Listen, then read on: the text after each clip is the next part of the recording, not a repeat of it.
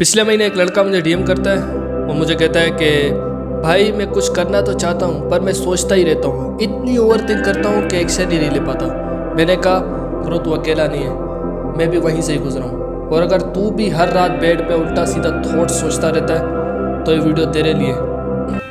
Over thinking को सोच के नहीं एक्शन लेके आते हैं। सो स्टार्ट करते वीडियो। ओवर थिंकिंग का रीज़न काफ़ी सिंपल होता है। तुम्हारा दिमाग ओवर एक्टिव हो जाता है लेकिन ट्रेन नहीं रहता, ठीक है। यह सोचता रहता है कि मुझे क्या करना है, मैं क्या करूं, मैं अभी अपना टाइम वेस्ट कर रहा हूं, मेरा फ्यूचर क्या होगा, मैं ये स्टार्ट करूं तो लोग क्या कहेंगे।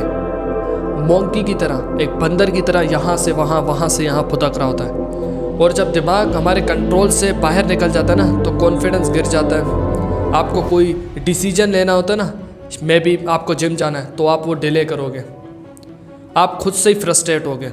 लेकिन एक गुड न्यूज़ ये है कि जैसे बॉडी में मसल ट्रेन किया जाता है ना, बॉडी बनाई जाती है, जिस तरह मसल ट्रेन किया जाता है उस तरह से आप दिमाग को भी ट्रेन कर सकते हो।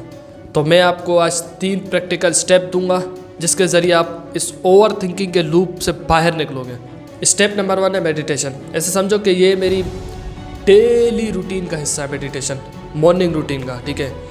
अब ये कोई ज़्यादा कॉम्प्लिकेट चीज़ नहीं है भाई। आपको आंखें बंद करनी है, ठीक है।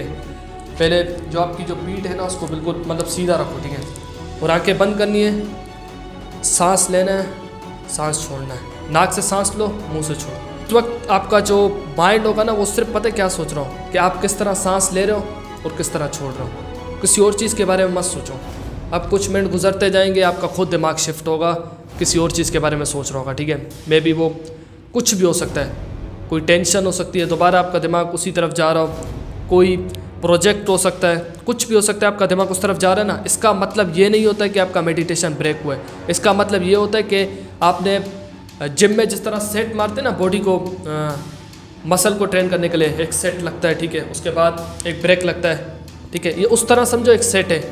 जब जब आपका दिमाग शिफ्ट होगा किसी थॉट की तरफ और आपने दोबारा लाना है उसी तरफ, सांस की तरफ, ठीक है। अपना जो दिमाग को दोबारा लेकर आओ कि आप किस तरह सांस इन कर रहे हो और आउट कर रहे हो। जितनी मर्तबा आपका दिमाग किसी और थॉट की तरफ जाएगा और जितनी मर्तबा आप दोबारा इसको इस तरफ लाओगे और आपका दिमाग दोबारा से फोकस करेगा कि आप किस तरह सांस ले रहे हो और छोड़ रहे हो, उतना ही आपके रेप्स बढ़ते जाएंगे और उतना ही आपका दिमाग का मसल है, उतना ही आपका फोकस, उतना ही आपकी ओवर थिंकिंग को ना एक लगाम लगेगी, ठीक है। इसको ये पार्ट समझ ना आया हो वो कमेंट ज़रूर करना, मैं इसके रिलेटेड एक कंप्लीट वीडियो बनाऊंगा, ठीक है।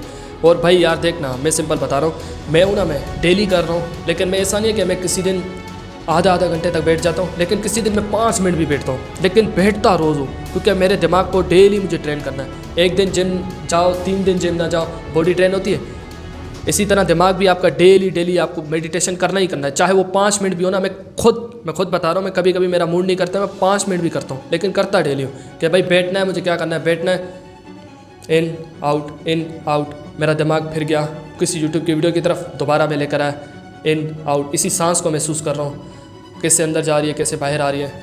फिर मेरा दिमाग चला जाता है किसी और तरफ, फिर मैं उसको दोबारा लाता हूँ। इस तरह मेरा दिमाग ट्रेन हो रहा है। स्टेप 2 है right your thought, clean the mental clutter.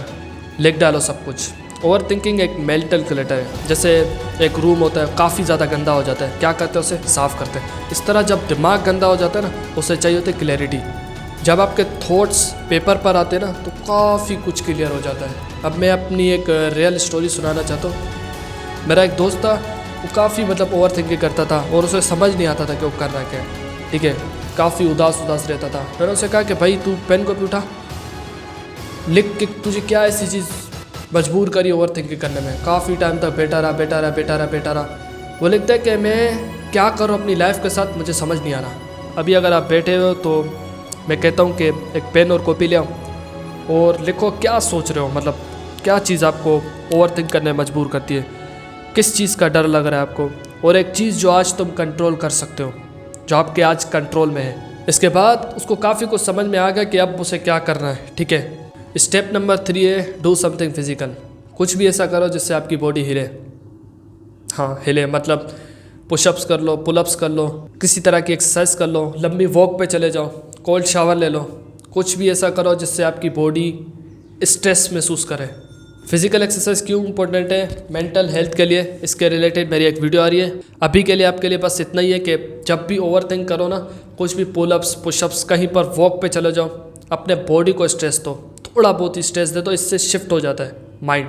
याद रखना, ओवर थिंकिंग से स्ट्रॉन्ग लोग नहीं निकलते हैं, वो लोग निकलते हैं जो एक्शन लेते हैं। अब आपका दिमाग एक हॉर्स की तरह है, ठीक है, एक वाइल्ड हॉर्स, एक पागल हॉर्स जो कंट्रोल में नहीं आ रहा है किसी के। अभी आपके अपने ऊपर है कि आप उसे कंट्रोल करोगे या वो आपको कंट्रोल करे। मैंने आपको बताया वो सिंपल फार्मूला, ठीक है। 5 मिनट मेडिटेशन करो, 1 पेज अपने थॉट्स लिखो, 1 मिनट के लिए या 2 मिनट के लिए कोई भी फिजिकल एक्सरसाइज करो। अगर वीडियो अच्छी लगी हो तो शेयर ज़रूर करना। मिलते हैं नेक्स्ट वीडियो में। अल्लाह हाफिज़।